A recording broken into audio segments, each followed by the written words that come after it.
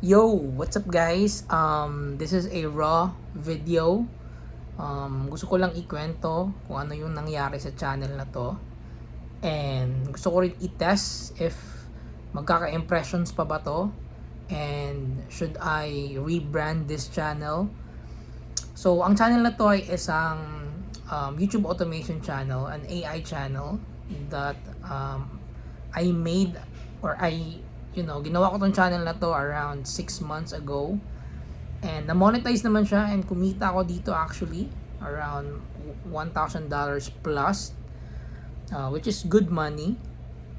And gusto ko lang ikwento kung ano yung nangyari.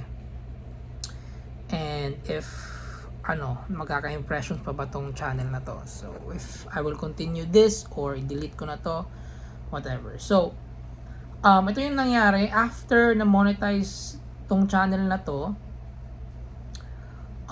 It actually got views and revenue for a couple of months.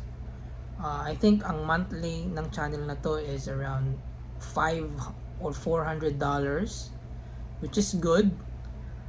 So, ang ginawa ko is gumawa ulit ako ng iba pang channel na kagaya ng ganitong niche din. So, yun, nag-upload ako ng 2 videos a day sa channel na to kasi yung mga content dito is gawa lang naman ng AI, which is very simple to make, and nagkaka-views siya because maganda naman yung mga videos, kaso nga lang gawa siya ng AI.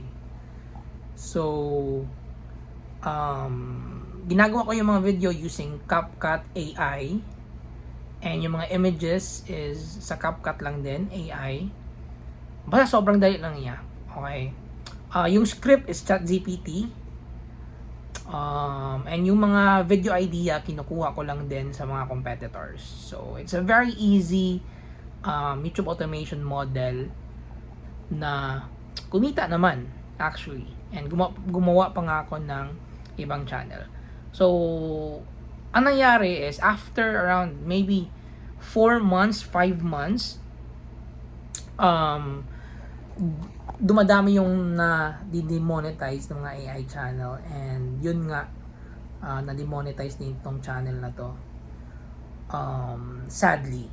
So after na-demonetize, hindi ko nakuha yung parang final revenue ng channel, and after 3 months, okay, pwede na ako mag-reapply, but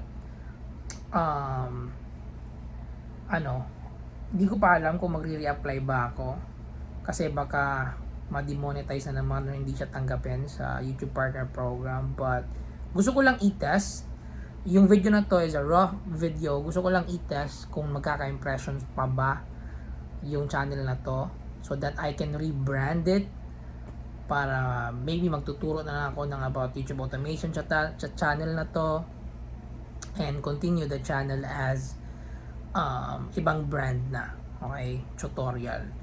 So yun, that's it on this video.